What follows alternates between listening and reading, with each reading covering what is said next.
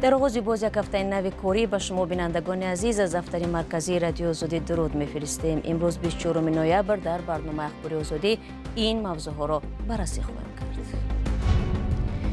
یکی را در ورزوب و دیگری را در واسه دفن نمودند. جسد دو زاده دیگری تاجیکستان را از روسیه آوردند که ظاهراً در جنگ اوکراین کشته شدند. ماشین بور کردیم. همون دیگه خوزی طرفی وطن میریم ورزوب. چارچوب واضح‌تری صلح برای پایان دادن به جنگ روسیه در اوکراین. مقامات اوکراین، آمریکا و اروپا در ژنو طرح پیشنهادی ایالات متحده را بررسی نمودند. و دهه دوردست و خشک و تشنه‌لب را در دنقره بعد از گزارش رادیو آزادی درباره حال زار آن به تدریج آباد می‌کنند. در اونجا ما حاضر یک از جانب صاحبکاران ساکنان یک بنگاه نو ساختیم. روز 23 نوامبر جسد دو زاده تاجیکستان را که ظاهراً در جنگ اوکراین کشته شدند به وطن آوردند. تابوت سبزعلی رحمان فضنویه واسه و شراف‌الدین سعید فضنویه ورزاب را از شهر رستوی لبیدون به تاجیکستان انتقال داده به نزدیکانشان سپردند. نوارها از لحظه فرستادن جسدها و همچنین دفن آنها در زادگاهشان در شبکه‌های اجتماعی می‌چرخد. در ویدیوها ادعا می شود که هر دو نفر در جنگ اوکراین کشته شدند. روز مرگ آنها دقیق نیست.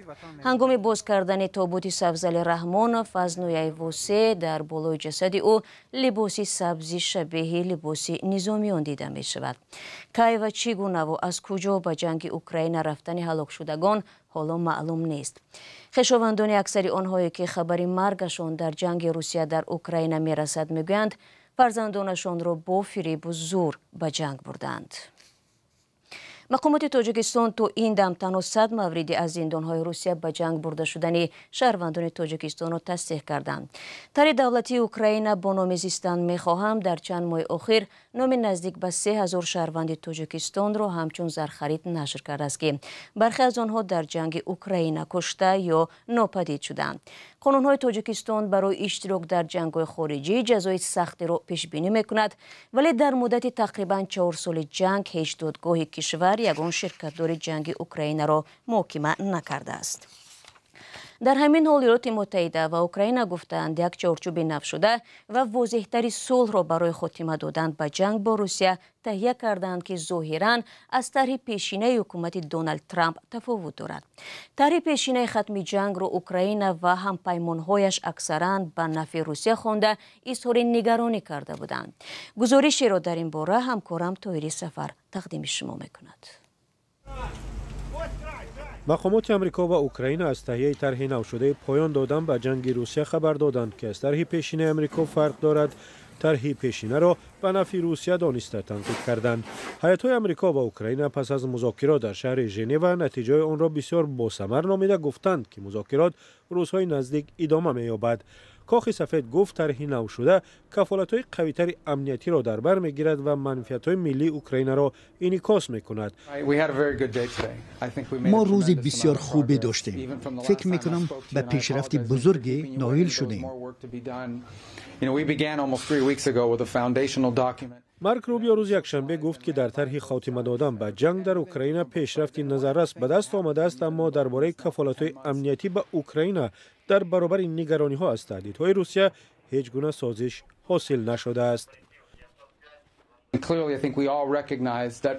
همه ما درک میکنیم که خاتمه نهایی جنگ باید این احساس را هم به اوکراین بدهد که در امان است و هرگز مورد حمله یا تجاوز قرار نمیگیرد.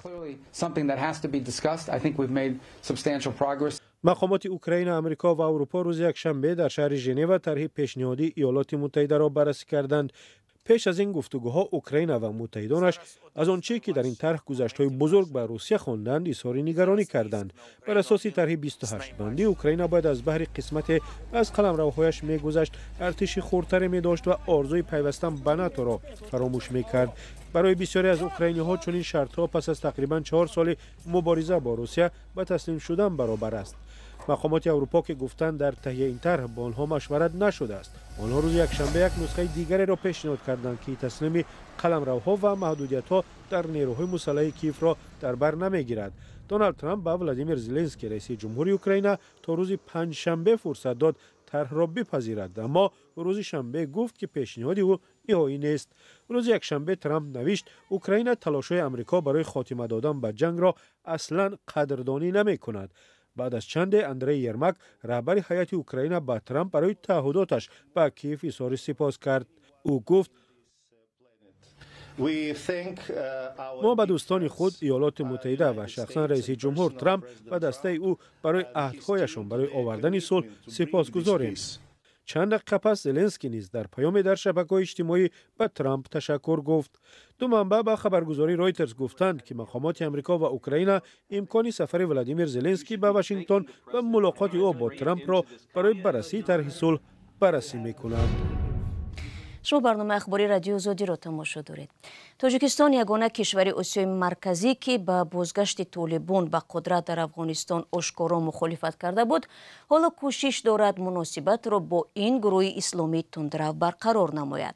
با وجود بعضی از دیدار ملاقات و سفر نمایندگان رسمی دو طرف، هنوز بین تاجیکستان و طالبان بعضی اختلاف‌ها مانده است. بخش مرکزی رادیو آزادی در این باره گزارشی آماده کرده است و قبل از برنامه از همکارم کاومرسی عطا پرسیدم که خلاصه گزارش چیست و مناسبت تاجیکستان و طالبان در چه حال است. بله شهلا، طور اشاره کردید مقامات تاجیکستان و طالبان افغانستان در ماه‌های اخیر به طور ناگهانی گفتگو و روابط را با همدیگر بیشتر کردند تا تنش‌ها را کاهش داده از درگیری مسلحانه در مرز طولانی مشترک پیشگیری کنند. بنا به گزارش‌ها منصبداران تاجیک و طالبان در ملاقات برای تقویت همکاری در بخش انرژی و تجارت تلاش دارند. با وجود پیشرفت‌ها بعضی از کارشناسان میگویند که سطح ناباوری همچنان بالاست و اختلاف‌ها میان دو طرف سازش ناپذیر یا که آشتی ناپذیر میمانند.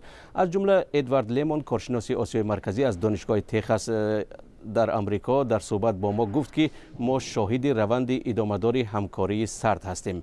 لیمون در صحبت با رادیو آزادی افزود که انتظار دارد دوشنبه و کابل در بخش‌های برای هر دو جانب منفعت‌دار از جمله طرح‌های اقتصادی مشترک به طور پرگماتیک یا عملگرایانه رفتار خواهند کرد، اما باور ندارد که دو کشور همه اختلاف‌های خود را حل کرده توانند. از همکارم سوال کردم اختلافی بین تاجیکستان و حکومت طالبان بر سر چیست و آیا جانب‌ها می‌توانند در این زمینه با هم زبان یابند؟ بله شهلا، بعدی به قدرت رسیدن طالبان در افغانستان در سال 2021 دوشنبه و کابل یکدیگر را به پناه دادن گروه‌های مسلح گناهکار کردند. تاجیکستان این یگانه کشور همسایه افغانستان بود که بازگشت طالبان را به سر قدرت آشکارا محکوم کرد و این گروه مسلح را برای آرامی و ثبات منطقه خطرزا دانست. همزمان این گزارش‌ها هم وجود دارند که گویا دوشنبه بعضی از رهبران جبهه مقاومت ملی یک گروه ضد طالبان را که اساساً از تاجیکان افغانستان عبارت است پناه می‌دهد و یا با آنها در تماس است. تاجیکستان البته این ادعا را نپذیرفته است. سفارت افغانستان در دوشنبه زیر اداره شخصی است که از جانب حکومت سابق افغانستان تعیین شده است و گمان می رود به جبهه مقاومت ملی میل دارد. در عین زمان کنسولگری افغانستان را در شهر خاروق در ولایت مختار کوهستان بدخشان یک نماینده طالبان اداره می کند. در همین حال تاجیکستان حکومت طالبان را به پشتیبانی از جماعت انصارالله یک گروه افراطگرای مسلح متهم می‌کند که اساساً از شهروندان تاجیکستان ترکیب یافته است. از کاومرس همچنین پرسیدم که آیا جزئیات صحبت‌های مقامات تاجیکستان و گروه طالبان معلوم است و می‌دانیم که آنها از یکدیگر چه می‌خواهند؟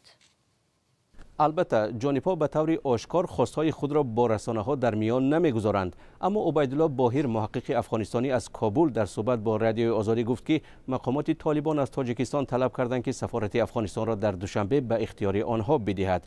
به گفته او طالبان همچنین خواهان بسته شدن دفترهای گویا نزدیک به جبهه مقاومت ملی در تاجیکستان شدند. ادوارد لیمون از دانشگاه تگزاس آمریکا احتمالی به رسمیت شناختن حکومت طالبان را از جانب تاجیکستان از احتمال دور می‌داند و او همچنین گفت که جانب تاجیکستان برای تغییر وضعیت حاضره انگیزه زیاد ندارد. تا این دم تنها روسیه حکومت طالبان را در افغانستان به طور رسمی اعتراف کرده است. ташаккур ҳамкорам Қамар Сиато буд дар бораи ҳамкориҳои пинҳону ошкори Тоҷикистон бо ҳукумати Толибон дар Афғонистон суҳбат мекард. дӯстони азиз, таҳлили муфассал дар ин бораро ҳамчунин метавонед дар вебсайти озодӣ.орг ҳам бихонед.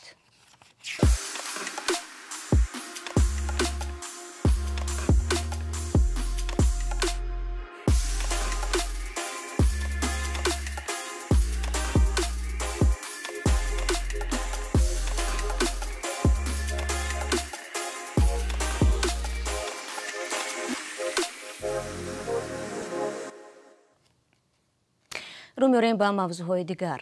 بعد از گزارش رادیو زودی، مقامات در شهر وحدت مانع ویران کردن منزل ساکنان در کوچه نوروز شدند.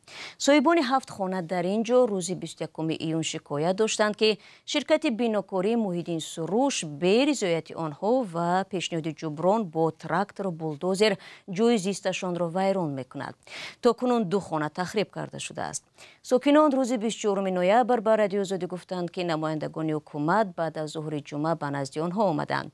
یکی از آنهایی که منزلش ویران کرده شده است گفت پرسیدند که راضی بودید خانه ساز منزل‌هایتان را چپا کند؟ ما هم در جواب گفتیم که راضی نیستیم. به اطلاع دریافتی رادیو زودی، شرکت بیناکاری محیدین سروش نیز تراکتور و بولدوزرهایش را از خانه‌های بحثی بیرون برآورده است. ولی تلاش ما برای گرفتن شرح نمایندگان شرکت در 4 روز اخیر بی‌نتیجه بود. قرار است این شرکت در جای حوله در کوچه نوروز شهر وحدت بینایی بلند آشیانه بسازد، اما مردم میگویند به آنها نه جبران ضروری داده شده و نه ارزش خانه‌شان پرداخت گردیده است.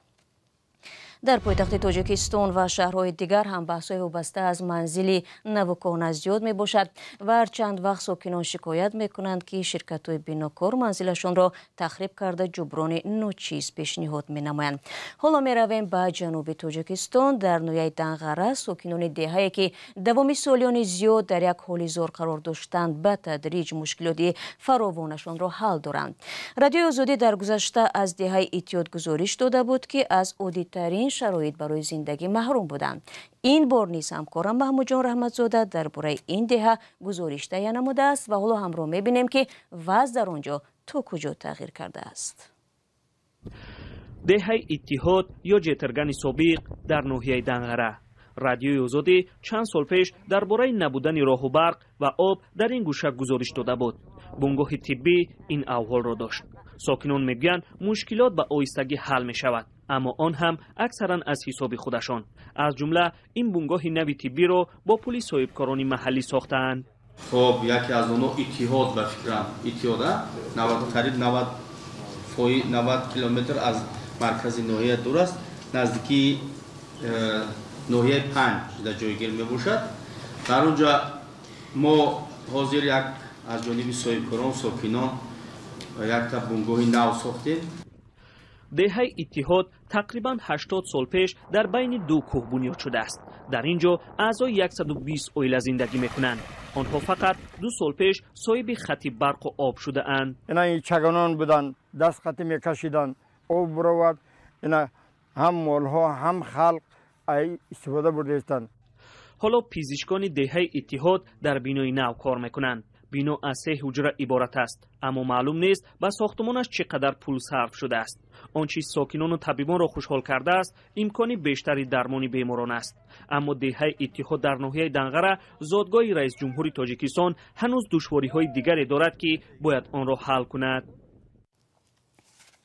و ذکرالله حیدرزاده و طالبشاه نظریزاده 2 منصبدار پیشین در حکومت نویه جیهون که به رشوه‌ستانی و قلابی گمان زد بودند با پرداخت جریمه آزاد گشتند. حیدرزاده معاون رئیس و نظریزاده رهبر دستگاه حکومت جیهون بود. آژانس مبارزه با کروپسیه در تاجیکستان پرونده طالبشاه نظریزاده را 2 ماه پیش به دادگاه فرستاد. رادیو آزادی متن حکم را روز 24 نوامبر دید. بر اساس حکم دادگاه هر کدام 102,000 سومانی جریمه پرداختند و از مقام هم رانده شدند. اولی اکنون در یکی از جماعت این نوعه کار کرده، دومی مشغول تجارت گشته است. دوستان مهربان، برنامه را در همین ثانیه ها به پایان میبریم. سپاس برای با ما بودند و خبرگزارش های دیگر را در وبسایت ما و شبکه‌های اجتماعی ما میتوانید پیدا کنید. خود را احتیاط کنید عزیزان و خدا نگهبان.